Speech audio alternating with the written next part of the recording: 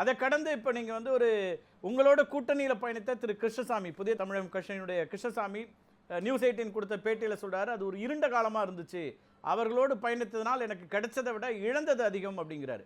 இப்போ பாஜகவோடு இங்கே தமிழ்நாட்டில் இன்னும் ஏற்பே வரலங்கிறார். பாரதிய ஜனதா கட்சிக்கு மக்கள் ஏற்பு இல்லை. 2019 நான் தோல்வியுற காரணமே பிஜேபியோட சேர்ந்தது தான், அதை இப்போ நான் உணர்றேங்கிறாரு. ஆனால் நீங்கள் பிஜேபிக்கு ஏற்பு வந்துருச்சுன்றீங்க, இது எப்படி ஏற்க முடியும்? இங்கே கூட இருந்தவர்களே அப்படி சொல்கிறாங்களே. அது ஜூன் 4ஆம் தேதி தான் தெரியும். உங்களுக்கும் தெரியாது, எனக்கும் தெரியாது. ஜூன் 4ஆம் தேதி ஏற்பு இருக்கிறதா இல்லையாங்கிறது தெரியும். நிச்சயமா மக்கள் தான் முடிவு செய்யணும்.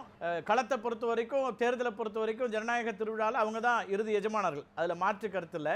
உங்கள் அனுபவத்திலேருந்து நீங்கள் அழகாக சுருங்க சொல்லி உங்களுடைய அந்த கேள்வியை தவிர்க்கிறீங்கன்னு நான் எடுத்துக்கலாமா? திரு கிருஷ்ணசாமியோட விமர்சனம் ஒன்று இருக்குது, நேரடியாக சொல்கிறாரு, நான் அவர்களோடு இருந்ததுனால் இழந்து விட்டேன், என்னோட 10 ஆண்டு காலத்தை இழந்துட்டேங்கிறார். ரொம்ப கடுமையான விமர்சனத்தை வைக்கிறார். இங்கே ஆன்மீகம் வேற அரசியல் வேறன்ற புரிதல் மக்கள்கிட்ட இருக்குது தமிழ்நாட்டில்.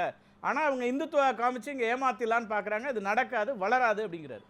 சரி, அது அவருடைய கருத்தாக இருக்கலாம்.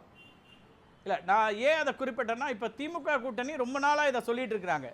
ஆனால் உடன் பயணித்தவரும் அதை சொல்கிறாருங்கிறதுனால வெறும் இந்துத்துவத்தை மட்டும்தான் இங்கே நம்பி களமிறங்குதா பாரதிய ஜனதா கட்சி, அது வாக்குகளாக மாறும்னு நீங்கள் நம்புறீங்களா?